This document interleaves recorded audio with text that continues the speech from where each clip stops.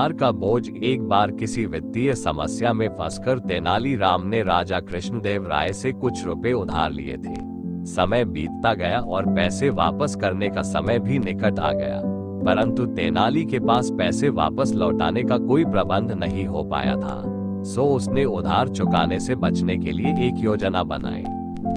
एक दिन राजा को तेनालीराम की पत्नी की ओर से एक पत्र मिला। उस पत्र में लिखा था कि तेनालीराम बहुत बीमार है। तेनालीराम कई दिनों से दरबार में भी नहीं आ रहा था, इसलिए राजा ने सोचा कि स्वयं जाकर तेनाली से मिला जाए। साथ ही राजा को भी संदेह हुआ कि कहीं उधार से बचने के लिए तेनालीराम की कोई योजना तो नहीं है। राजा तेनालीराम के घर पहुंचे। वहां तेनालीराम कंबल ओढ़कर पलंग पर लेटा हुआ था। उसकी ऐसी अवस्था देखकर राजा ने उसकी पत्नी से कारण पूछा। वह बोली, महाराज, इनके दिल पर आपके दिए हुए उधार का बोझ है। यही चिंता इन्हें अंदर ही अंदर खाए जा रही है और शायद इसी कारण ये बीमार हो गए। राजा ने तेनाली को सांत्वना दी और कहा, तेनाली, तुम परेशान मत हो। तुम मेरा उधार चुकाने के लिए नहीं बंधे हुए।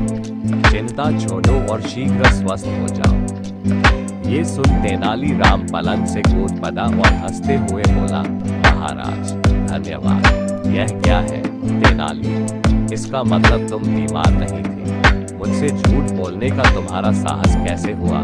राजा ने क्रोध में कहा, नहीं महाराज, मैंने आपसे झूठ नहीं बोला।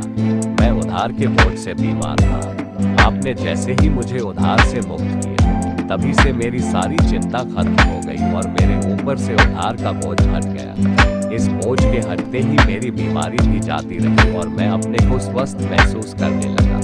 अब आपके आदेशानुसार मैं स्वतंत्र, स्वस्थ व प्रसन्न हूँ। हमेशा की तरह राजा के पास कहने के लिए कुछ न था। वह तेनाली की योजना पर मुस्कुरा पड़े।